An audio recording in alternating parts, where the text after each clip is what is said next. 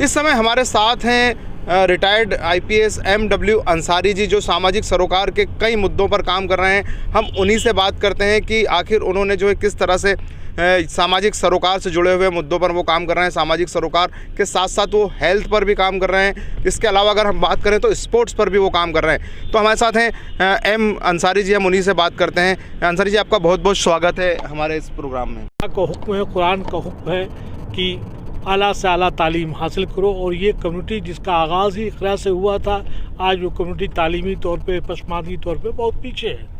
तो ऐसे हालात पे हमारी कम्युनिटी को ये जागरूक करने की कोशिश है कि भाई आप बगैर तालीम एक ऐसा हथियार है जिससे तुम्हारी तरक्की होगी, जिससे तुम मंजिल पाओगे, और तालीम के बगैर कुछ नहीं हो सकता है। जी, जिस तरह से कहा कि इकरा तालीम के बगैर कुछ नहीं होता, अभी आप तालीम के इदारों का विज़िट भी कर रहे होंगे, आपको क्या लगता है किन बदलावों की ज़रूरत है? देखिए, मुस्लिम समाज जो है जब उसकी बात कर रहे हैं तो मुसलमानों के साथ में ये है कि तालीम तो हासिल कर रहे हैं, लेकिन जब तक तालीम हायर एजुकेशन नहीं करेंगे, हायर एजुकेशन के साथ साथ क्वालिटी एजुकेशन अगर वो अख्तियार नहीं करेंगे, जब तक हासिल नहीं करेंगे, तब तक उनकी तरक्की नहीं हो सकती। उनकी पासमानदगी जो है, चाहे समाजी तौर पे हो, चाहे इक़्तिसादी तौर पे हो, चाहे सियासी तौर पे, उनकी बनी रहेगी। हम जो है जब तालीम हासिल करेंगे, तालीम हासिल करने के साथ ही उनको जो है तमाम तरह की पसमानदगी, चाहे वो तालीमी तौर पे हो, चाहे वो इक़्तिसादी तौर पे हो, उनकी दूर होगी। और इस तालीम के बदौलत ही उनकी जो है सियासी शऊर और समाजी शऊर आएगा, जो हम हर फ्रंट पे देखा जाए तो हम लैग कर रहे हैं। जी, आप स्पोर्ट्स में भी रहे हैं, आप स्पोर्ट्स को लेकर क्या कर रहे हैं कि किस तरह से जो है लोग ज़्यादा खेल की ओर? देखिए, ऐसा है कि खेल जो है हमारा आज ऑलमोस्ट 135 करोड़ आबादी है, और हमारा परफॉर्मेंस नेशनल लेवल पे, इंटरनेशनल लेवल पे, वर्ल्ड लेवल पे क्या है, सब्जेक्ट जाहिर है। ले दे के हम क्रिकेट को देखते हैं, लेकिन तमाम ऐसे गेम्स जिनका कि ओरिएंटेशन जो है देहात में हो, रूरल एरियाज़ में हो, जैसे कि कुश्ती है, जैसे कि कबड्डी है, एथलेटिक्स है, इवन हॉकी है, तो उस पर हमारा परफॉर्मेंस जो है देखा जाए तो नेशनल और इंटरनेशनल लेवल पे, वर्ल्ड लेवल पे बहुत ही अच्छा नहीं है। हालांकि हम पिकअप कर रहे हैं। आज हमारी जो है टीम अब कुछ मेडल्स आते हैं, लेकिन 135 करोड़ की आबादी को लेकर उसके बावजूद जो उतना हमें करना चाहिए उतना हमारा परफॉर्मेंस नहीं हो पाया है। तो हम जो है जागरूक कराने के लिए काम करते हैं। हमारा जो है जिसके अदारे हैं, अभी आप जैसे कह रहे हैं कि आप तमाम एजुकेशन इंस्टीट्यूशन विजिट करते हैं, इतना बड़ा अदारा बन गया और हेल्थ का कंपोनेंट नहीं है, वहाँ पे तो एक छोटा सा मिनी स्टेडियम बनना चाहिए। और बगैर स्टेडियम नहीं बनेगा जहाँ पे जिस स्कूल की स्ट्रेंथ या कॉलेज की स्ट्रेंथ जहाँ 2000 बच्चे हैं, वो सुबह शाम जब एक्सरसाइज नहीं करेंगे तो उनका फिजिकल ग्रोथ कैसे होगा? जब फिजिकल ग्रोथ होगा तभी मेंटल ग्रोथ होगा, तभी तो वो जाके अपने आप को हर तरह से एम्पावर कर पाएंगे।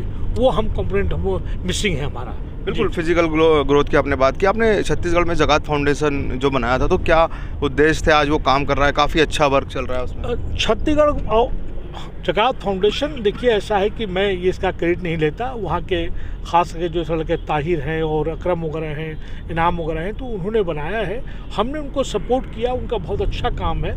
हम लोगों को अब वहाँ पे प्रॉब्लम ये है कि हमारे अपने लोग जो है लिबरल नहीं है, जेनरस नहीं है। उनका काम बहुत अच्छा है। अब देखा जाए तो हम लोग जो है जितना पैसा फाइनेंस मिलना चाहिए वो नहीं हो पाया। किसी न किसी तरह से हम लोग मैक्सिमम शायद 3 साल पहले, 4 साल पहले 60 के आसपास गए, उसके बाद रुक गया। आज हम लोग को, हर आदमी को अपनी तालीम को फोकस करना है और तालीम की ही बात करना है, और तालीम से ही हमारी हर तरह से निजात मिलेगी। तमाम तरह की पसमानदगी से जो है हमारी निजात जो है तालीम से होगी। बिल्कुल। आप हम ये कहें छत्तीसगढ़ में आपने काम किया, आप रहने वाले उत्तर प्रदेश के हैं, आपने वहीं से एजुकेशन भी लिया है।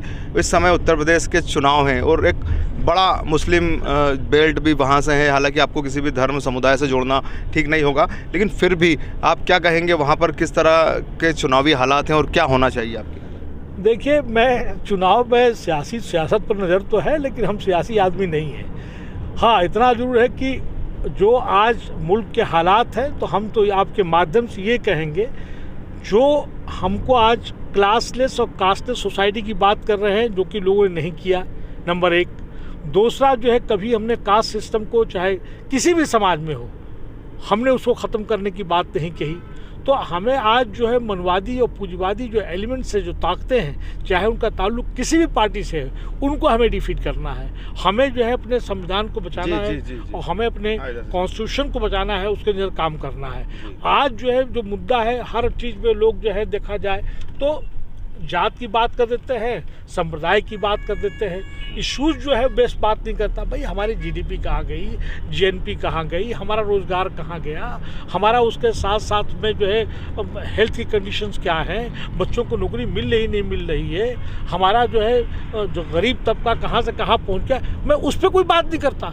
इश्यूज ये होना चाहिए, हमारा इश्यूज ये है कि हमारी शिक्षा कहाँ है, हमारी जो है हेल्थ कहाँ है। हम बात करते हैं जो है संप्रदाय की बात करते हैं और जात की बात करते हैं, कहीं न कहीं जो है हम इशू से बहक जाते हैं। जी, मतलब मुद्दे नहीं हैं तो उत्तर प्रदेश में भी इन्हीं बातों का ध्यान रखना चाहिए सबको जो है तालीम की बात करनी चाहिए, रोज़गार की बात करना चाहिए, रोज़गार के साथ साथ में अपनी हेल्थ की बात करनी चाहिए, और जितने भी बेसलेस मुद्दे हैं जिनका कि समाज के उत्थान से कोई ताल्लुक नहीं है, उसकी बात नहीं होनी चाहिए।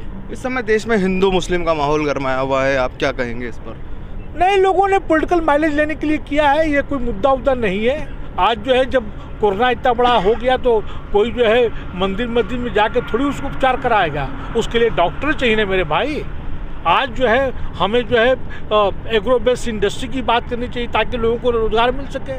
रोज़गार का क्या हुआ, मैं तो ये बात कर रहा हूँ। मैं क्या वजह है कि आज हमारी जो है इतना बड़ा आबादी हो के हमारा परफॉर्मेंस जो है इंटरनेशनल लेवल पे बहुत कम है, जो हम नहीं कर पा रहे हैं, हमें उनकी बात करनी चाहिए ना।